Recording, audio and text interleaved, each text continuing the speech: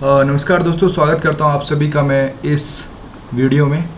आज जो हम सीखने जा रहे हैं वो एडीएम्स, और एडीएम्स काफ़ी इंपॉर्टेंट रोल प्ले करते हैं आपके कॉम्पिटिटिव एग्ज़ाम्स में।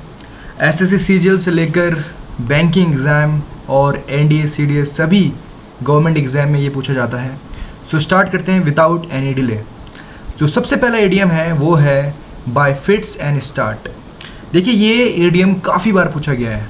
इसका मतलब होता है एट इरेगुलर इंटरवल्स। अगर कोई चीज़ रुक रुक के हो रही है तो हम यूज़ कर सकते हैं बाय फिट्स एंड स्टार्ट्स। मतलब अगर मैं इसे आपको कहूँ कि बारिश रुक रुक के हो रही है तो आप कह सकते हैं it is raining bye fits and starts. देखिए, इसको याद करने के लिए आपको एक वर्ड पता होना चाहिए, वो वर्ड है इंटरमिटेंट। देखिए, इंटरमिटेंट मतलब भी वही होता है। अगर मैं बाय फिट्स एंड स्टार्ट को अगर एक शब्द में, एक वर्ड में अगर आपको कन्वर्ट करके बताऊं या सिनोनिम बताऊं तो उसका मतलब होता है इंटरमिटेंट और स्पोरेडिकली। ये दो वर्ड काफ़ी इंपॉर्टेंट है क्योंकि वोकैब पॉइंट ऑफ व्यू से भी ये आपके पास पूछे जा सकते हैं। So for the time being अगर मैं आपको बोलूं बाय फिट्स एंड स्टार्ट्स कैसे यूज़ करेंगे तो यू कैन से it is raining bye fits and starts. ठीक है, एक एग्जाम्पल यहाँ पे मैंने लिया है, उसे भी ध्यान से देखिए। The car was almost completely broken down by fits and starts we were able to get it to a mechanic। मतलब कहने का मतलब यह है कि कार पूरी तरह से ख़राब हो गई थी। कैसे तैसे करके रुक रुक के धीरे धीरे इंटरमिटेंटली थोड़ा डिस्टेंस ट्रेवल किया, थोड़ा रुके, ऐसे करके वो मैकेनिक तक पहुंचने में समर्थ रहे। मेरे बोलने का मतलब यही है फ्रेंड्स कि बाय फिट्स एंड स्टार्ट्स को अगर आप याद करें तो रुक रुक कर उसे समझें। मतलब उसका मतलब होता है रुक रुक कर, इंटरमिटेंटली। अच्छा, एक और चीज़ थोड़ा इन्फॉर्मेशन आपको दे दूं। जैसे अगर मैं लिखूं इंटरमिटेंटली, इंटरमिटेंट जो है इसको समझिए। इंटरमिटेंट कोई चीज़ है तो वो है रुक रुक के। आप लोगों ने सुना होगा ये वेदर फोरकास्ट के लिए काफ़ी यूज़ होता है न्यूज़ में। अगर आपने सुना होगा इंटरमिटेंट शावर्स। अगर न्यूज़ फोरकास्ट में अगर कभी बोला जाता है आज उम्मीद है, आज का फोरकास्ट ये है कि आज इंटरमिटेंट शावर्स होगी, मतलब रुक रुक के बारिश होगी। ठीक है, हल्की हल्की बारिश होगी, रुक रुक के बारिश होगी। अच्छा, अगर इसको ऐसे भी कह सकते हैं इंटरमिटेंट रेन। ठीक है, सो बाय फिट्स एंड स्टार्ट का मतलब होता है रुक रुक के। मूव करते हैं। तो सेकंड इडियम है जो कि काफ़ी इंपॉर्टेंट है, वो है between the devil and the deep C. Remember, इसका मतलब होता है दो ऐसी परिस्थितियों के बीच में आपका हो जाना दोनों ही डेंजर हो। ठीक है, बिटवीन टू इक्वली डिफ़िकल्ट और अनएक्सेप्टेबल चॉइसेस के बीच में अगर आप आ जाते हैं तो you can use this phrase between the devil and the deep sea. देखिए, एग्जाम्पल देखिए। Since we don't have enough money to send both our children to college we are between the devil and the deep blue sea. हम बहुत ही दुविधा में हैं, क्या हमें करना चाहिए। देखिए, वो जो एग्जाम्पल कह रहा है ये कह रहा है कि हमारे पास इनफ मनी नहीं है टू सेंड हमारे जो दोनों बच्चे हैं उनको कॉलेज भेजने के लिए, तो हम इस कारण दुविधा में आ गए हैं कि क्या करें। ठीक है, so between the devil and the deep सी का मतलब होता है ऐसी दो सिचुएशन के बीच में हो जाना जो जहाँ से दोनों तरफ रास्ता अनडिज़ायरेबल हो या अनएक्सेप्टेबल हो। तो ये काफ़ी इंपॉर्टेंट है, इसे याद कीजिए। Third is read between the lines. ये काफ़ी बार यूज़ हुआ है, और इवन अगर आप कोई चीज़ कोलोकियली बोलते हैं, मतलब आम बोलचाल में, तो ये जो इडियम है काफ़ी यूज़ होता है। जैसे कि read between the lines.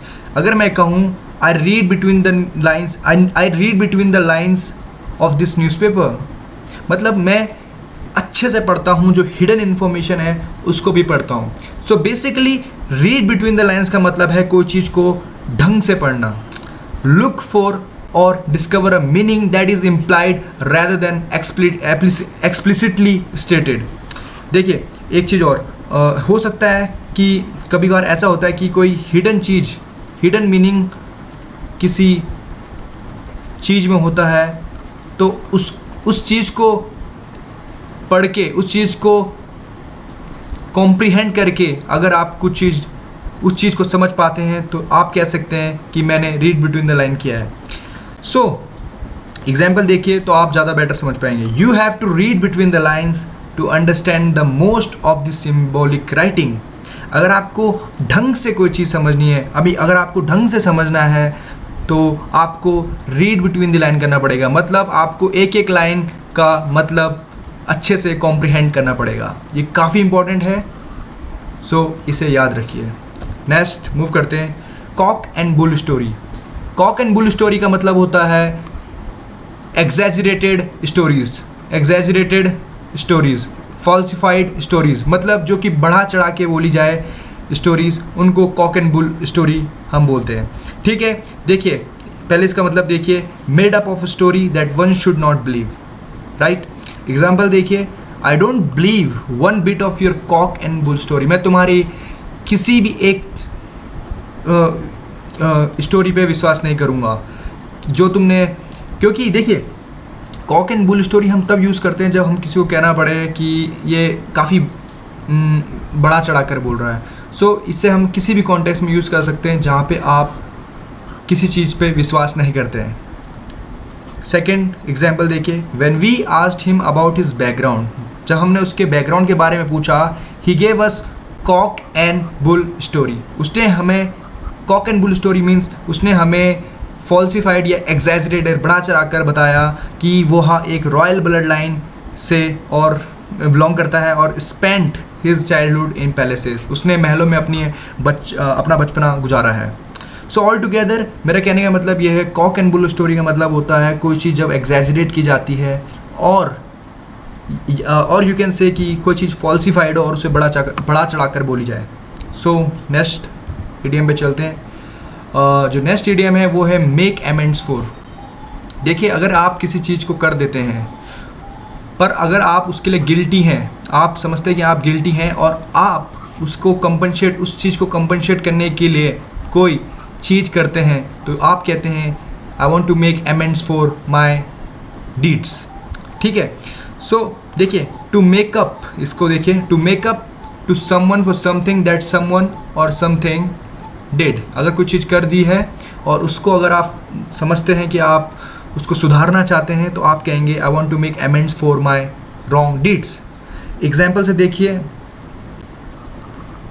I will make amends for my behaviour. देखिए हो सकता है कि उसका बिहेवियर पहले ख़राब रहा हो, तो मैं अगर इसे कहूँ, मैं ऐसे भी कह सकता हूँ आई will make amends for my unethical behaviour. तो ये भी बिल्कुल सही होगा. मूव करते हैं. करी फेवर. देखिए जब हम किसी से फेवर लेते हैं चापलूसी करके, तो हम करी फेवर यूज़ करते हैं. इस करी फेवर को समझने के लिए एक काफ़ी इंपॉर्टेंट वर्ड है जो आपकी वोकैबुलरी को और स्ट्रॉन्ग कर देगा, वो है इनग्रेशिएट. ये वर्ड इसके साथ लिंक कर दीजिए. कभी भी अगर आप पढ़ेंगे करी फेवर तो इसका मतलब हुआ इनग्रेशिएट, मतलब चापलूसी करके अपने प्रॉफिट को अपने तरफ लाना. लाइक मैं एग्जांपल देता हूँ. The lawyer tried to curry favour with the जज. देखिए जो लॉयर है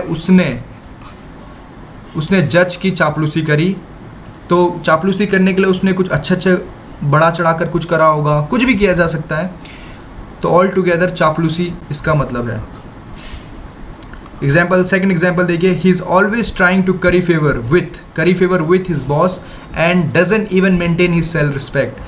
वह जब देखो चापलूसी करता है अपने बॉस के सामने, बॉस की चापलूसी करता है और अपनी सेल्फ रिस्पेक्ट भी खो चुका है. सो करी फेवर को अगर मैं बताऊं आपको तो एक वर्ड जो मैंने बताया इनग्रेशिएट से ज़रूर याद कीजिए. एक और वर्ड होता है जो काफ़ी पूछा जाता है, साइकोफेंट. साइकोफेंट भी वही होता है जो चापलूस होता है, चापलूसी करता है, ठीक है। तो साइकोफेंट और इनग्रेशिएट आपको याद रखना है। मूव करते हैं। Call a spade a spade. देखिए, कॉल अ स्पेड का मतलब होता है अगर कोई चीज़ आप जैसी है वैसे ही अगर आप उसको बोल दें तो इसका मतलब आप उसे कॉल अ स्पेड बोल रहे हैं। मतलब कोई चीज़ फ्रैंकली और डायरेक्टली आप बोल रहे हैं तो उसे कॉल अ स्पेड बोलेंगे। एग्जाम्पल देखिए, एग्जाम्पल से ज़्यादा अच्छा समझ आएगा। She has always preferred people to call a spade. वह उन लोगों को प्रेफर करती है जो कि डायरेक्टली बोलते हैं, जो जैसा है उसको वैसा ही बोलते हैं, ठीक है। I believe in calling a spade. मैं जो चीज़ है उसको वैसा ही बोलता हूँ, मैं उस पर विश्वास करता हूँ, मैं घुमा फिरा के नहीं बोलता।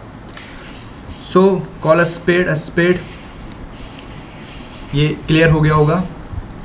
मूव करते हैं। एट अ डैगर्स ड्रॉन, ये काफ़ी बार पूछा गया है ये इडियम, और मान के चलिए ये पूछा जाता रहेगा। एट अ डैगर्स ड्रॉन का मतलब होता है ऑफ अ टू पीपल। अगर दो व्यक्ति एक दूसरे के प्रति हॉस्टाइल नेचर शो करते हैं और हॉस्टाइल रहते हैं एक दूसरे के प्रति, तो we can say they are at a daggers drawn. देखिए, डैगर्स पहले तो होता क्या है। डैगर्स का मतलब होता है, देखिए एक सॉर्ड होती है, सॉर्ड आपकी अलग होती है, सॉर्ड काफ़ी लंबी होती है। वहीं डैगर्स की बात करें तो डैगर्स काफ़ी मतलब छोटी होती है एज़ कम्पेयर टू सॉर्ड। इसके जो एज हैं, जो इसके ये एज हैं, ये शार्प होते हैं, ठीक है, पॉइंटेड होते हैं, पॉइंटेड टाइप। देखिए ये पॉइंटेड टाइप का है। देखिए एग्जाम्पल से समझिए। The countries are at daggers drawn. The countries are at daggers drawn about the use of canal that they share. दो कंट्रीज एक दूसरे के प्रति हॉस्टाइल नेचर शो करती है क्योंकि जो कैनल है उसके वजह से वो दोनों एक दूसरे के प्रति हॉस्टाइल नेचर शो करती है। देखिए हॉस्टाइल, एक मैं आपको वर्ड बताता हूँ, एक्रीमोनियस भी आप यूज़ कर सकते हैं। अगर आपको कहना है कि दो कंट्रीज़ के बीच में बहुत ही हॉस्टाइल नेचर है तो आप कह सकते हैं two countries are having acrimonious relationship, मतलब कड़वे रिलेशनशिप। एक्रीमोनियस का मतलब होता है कड़वाहट। तो आप कह सकते हैं कि दो कंट्रीज़ के बीच में एक्रीमोनियस रिलेशनशिप है, मीन्स कड़वाहट है। ओके, सेकंड एग्जांपल देखिए। The two schools have been at daggers drawn for months ever since they played in the championship game. जब से दो स्कूल ने चैम्पियनशिप गेम खेली है तब से वे एक दूसरे के प्रति एट डैगर्स ड्रॉन है, मतलब एक दूसरे के प्रति हॉस्टाइल या एक्रीमोनियस रिलेशनशिप शो करते हैं, ठीक है। Okay okay. एट ऑड्स काफ़ी सिंपल है। इसका मतलब होता है इन कॉन्फ्लिक्ट, मतलब दो चीज़ों के प्रति। वही अगर देखा जाए तो एट डैगर्स ड्रॉन और एट ऑड्स सेम है, इनका मतलब सेम है। मतलब दो, अगर ए और बी दो लोग हैं तो उनके बीच में अगर प्रॉब्लम है तो you can say they are at odds. Example देखिए। Mary is always at odds with her father. Mary जो है वो हमेशा उसका जो वो अपने फादर के प्रति हमेशा रूखी रहती है, मतलब अपने फादर से हमेशा एंग्री रहती है। You can say at odds मतलब उनके बीच का रिलेशनशिप एक्रीमोनियस है। एज आई सेड, एक्रीमोनियस मतलब होता है कड़वाहट।